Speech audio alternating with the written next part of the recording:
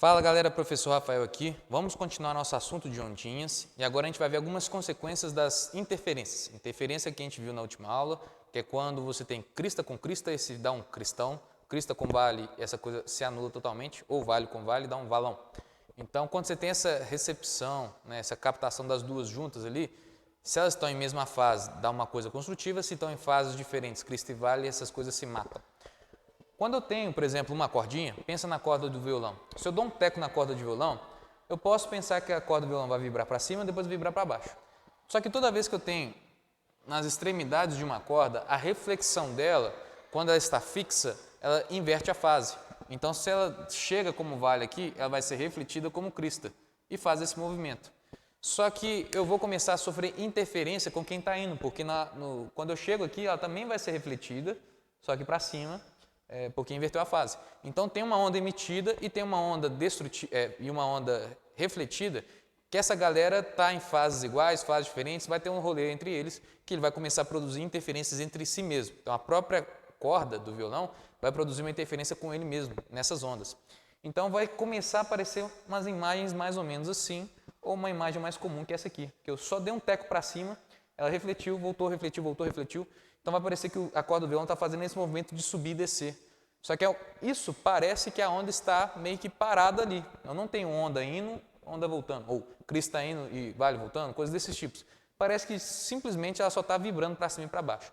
Essa sensação dessa vibração que como se eu não tivesse onda indo e voltando, refletindo, coisa assim, simplesmente tivesse a coisa subindo e descendo, para nós dá uma sensação de estacionária, por isso que a gente chama de onda estacionária, porque parece que só está subindo e descendo, só tem esse tipo de moda aqui, mas na verdade eu tenho cristas e vales rolando aqui numa boa. E à medida que eu vou aumentando, pegando de certa forma a frequência, aumentando dependendo do comprimento, que a gente vai chamar de modos e tudo mais, não vamos complicar não, mas eu posso ter vários desses tipos aqui aumentando as frequências. A mais simples de todas, quando eu produzo isso na minha corda e tudo mais, eu vou chamar da frequência natural de um objeto, ou então primeiro modo, que é a coisa mais simples que eu tenho, que é mais ou menos o que a gente chama que é o meio comprimento de lambda, que é o tamanho desse cara aqui. Eu posso pensar que ele é tipo um quibezinho, sabe, de comer, isso tudo aqui. A cada quibe eu tenho meio comprimento de onda. Então talvez você faça algum exercício de acústica que vai envolver isso aqui, não é o nosso interesse para nós, a gente está pegando mais a ideia da física, mas isso está ligado com os modos que nós produzimos ali. A frequência fundamental é quando você tem um mais simples assim. Posso pensar em frequência fundamental também dos objetos. Todo átomo ele tem uma vibração, e isso é uma frequência natural dele a uma certa temperatura. Se eu começo a jogar ali um tipo de som, ou um tipo de onda, começa a vibrá-lo, começa a agitá-lo, no qual eu estou emitindo um som ou emitindo uma onda que tem a mesma frequência que a vibração natural do objeto, eu tenho onda com uma frequência, eu tenho a vibração do objeto com outra frequência, quando essas coisas se juntam, toda vez que eu tenho coisas que estão em fase, mesma frequência, mesma amplitude, essa coisa começa a interferir construtivamente, começa a produzir tipo uma onda estacionária. E a onda estacionária faz aumentar a amplitude, porque eu tenho interferências construtivas, por exemplo. Então, esse cara aqui, a tacinha de cristal, quando você dá um grito específico, uma frequência específica, que atinge a frequência natural de movimento, de vibração da tacinha, ela começa a vibrar, porque ela sente essa frequência chegando, sente essa onda chegando.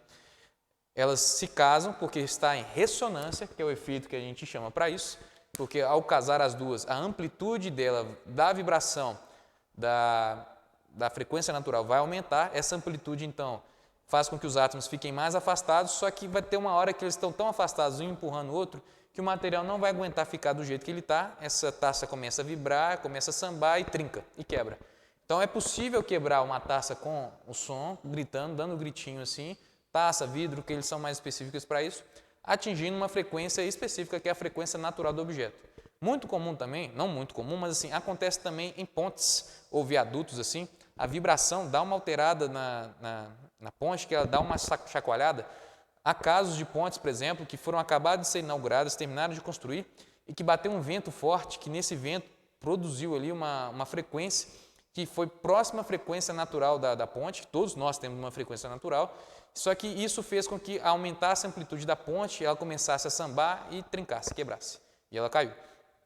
Há também casos que eu posso pensar de risco, quando eu tenho uma marcha eu tenho uma tropa do exército, por exemplo, marchando de forma rítmica, que eu posso, na vibração dos pés e tudo mais, produzir um tipo de onda de choque ou vibração de som, e nessa onda ser da mesma frequência da construção, do chão ou da ponte que estiver passando.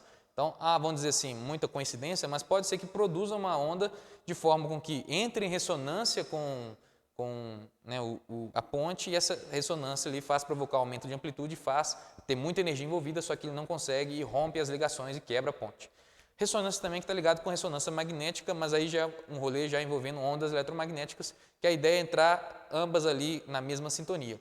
Ressonância também, que é o que a gente tem quando você tem uma estação de rádio, que vai ser atingida aqui por um aparelho receptor desse rádio, ou uma antena. Quando eu sintonizo aqueles rádios de antigamente que você pegava o botãozinho, fazia assim, girava para ele, você está variando ali qual estação de rádio você quer sintonizar.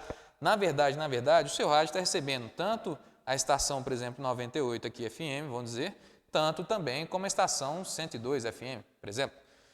Só que se você quer escutar a 102, você sintoniza o seu rádio na 102, porque o seu rádio vai produzir aqui uma onda também na mesma frequência da qual você está querendo. Quando você tem ondas de mesma frequência se juntando, você tem uma ressonância. Essas coisas se sintonizaram. Então, sintonizar no canal é você, de certa forma, produzir a mesma ondinha que está querendo receber. Então, é a forma com que nós temos de comunicação. Você tem uma sua linha, você tem uma frequência específica para essas coisas todas. Ressonância também podemos pensar de uma forma mais apaixonada, que quando duas pessoas estão em sintonia, estão coerentes, estão em mesma fase, que estão ali com a mesma amplitude, mesma frequência, e quando essas pessoas se juntam, há um agregado, há uma ressonância, elas estão de forma bem harmoniosas. Tudo bem? Então, a gente encerra dessa forma mais apaixonada. Até a próxima.